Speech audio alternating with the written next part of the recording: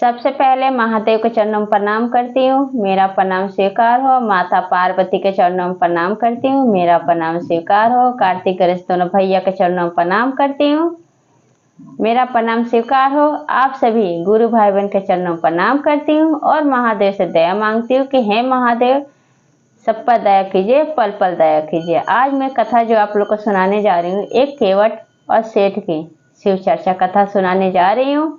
कथा अच्छा लगे तो मेरे वीडियो को लाइक कीजिए, नए हैं तो चैनल को सब्सक्राइब कीजिए, घंटी के निशान को जरूर दबाइए। इसमें कोई पैसा नहीं लगता है, फ्री है। और दोस्तों में, रिश्तेदारों में शेयर कीजिए। कमेंट बॉक्स में हर हर महादेव जरूर लिखिए, क्योंकि भगवान का नाम लिखने से, बोलने से, सुनने से सारी कष्ट, सारी परेशानियां दूर होती हैं, रुका हुआ काम बनता है। तो चलिए ज़्यादा बात नहीं करते हुए कथा शुरू करती हूँ। एक गांव में एक केवट था जो नाव चलाता था। नदी में जो भी आदमी जाता तो नाव चला के इस पार से उस पार उन आदमी को पहुंचाता और पैसा लेता और अपने घर का गुजारा करता। उसके घर में उसकी पत्नी, एक लड़का और लड़की, 4 ही सदस्य थे। इस तरह से उसका दाना पानी चल रहा था।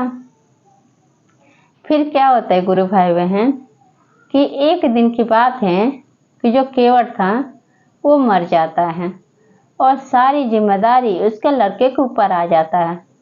लड़का पढ़ा लिखा नहीं था, लड़का गंवार रहता है। वो भी वही काम करता है जो उसके पिताजी करते थे। वो भी नाव चलाता था नदी में, इस पार के लोगों को उस पार पहुंचाता था, पैसे लेता था, अपने घर का रोटी नमक चलाता था।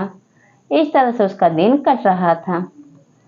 फिर जब इस तरह से धीरे धीरे दिन समय बीत रहा था उसका, फिर एक दिन क्या होता है गुरु भाई बहन, कि उसका लड़का केवट का जब नाव चलाने जाता है नदी में, तो उसी समय एक धनी सेठ उसके नाव में बैठते हैं और उनको नदी के उस पार एक पानी का बोतल का कंपनी खोलना रहता है।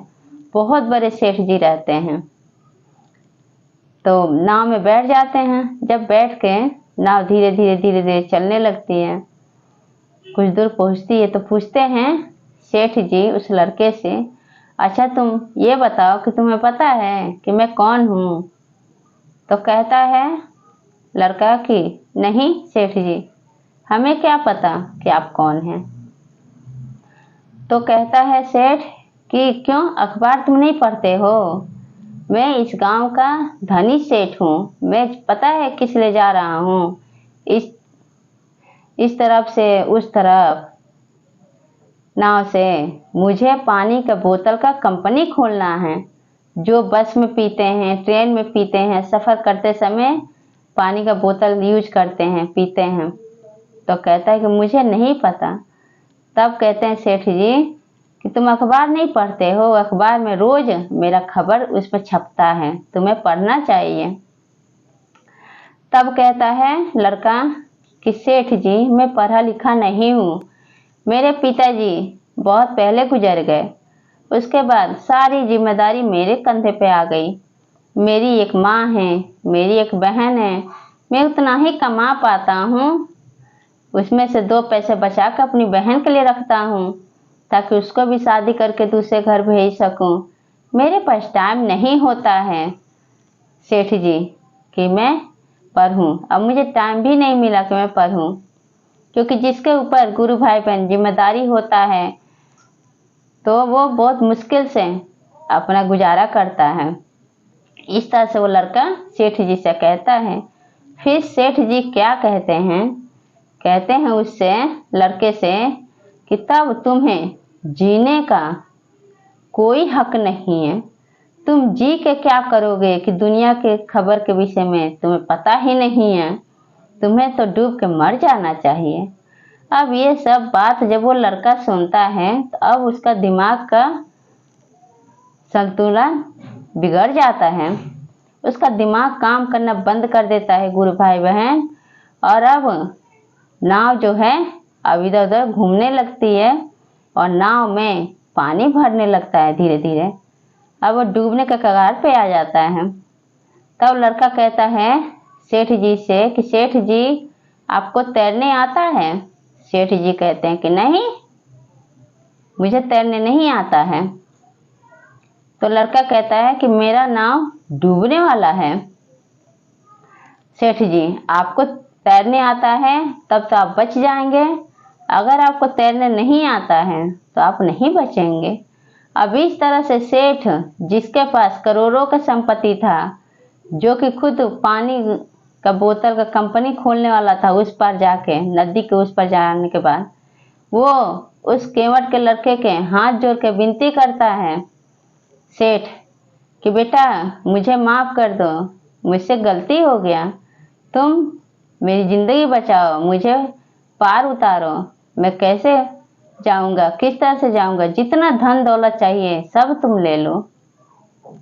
तो वो लड़का कहता है कि सेठ जी आप घबराइए नहीं, मुझे तैरने आता है, मैं आपको पार उतारूंगा। तब जब उस नाव में पानी भर जाता है, जब नाव डूब जाता है तो उसमें से तैर के वो लड़का केवट का सेठ जी को नदी के उस पार पहुंचा देता है। तो कहता है कि मैं तो गरीबी के कारण नहीं पढ़ा लिखा, लेकिन आपके पास करोड़ों की संपत्ति होते हुए भी आपको तैरने नहीं आता है। जरूरी नहीं कि सब काम सब लोगों को आए, कुछ काम कुछ लोगों को आता है, कुछ लोगों को नहीं आता है। आपके पास पैसा है तो मेरे पास दिमाग है, मैं पढ़ा लिखा नहीं हूँ सेठ जी, लेकिन फिर भी मैं दुनिया को बेवकूफ़ बना सकता हूँ। इतना मुझ में दिमाग है, इतना महादेव मुझ पे दया किए हैं कि आज अपने घर का नमक रोटी भी खिला रहा हूँ तो मैं ही खिला रहा हूँ, इसी नाव से कमा के खिला रहा हूँ।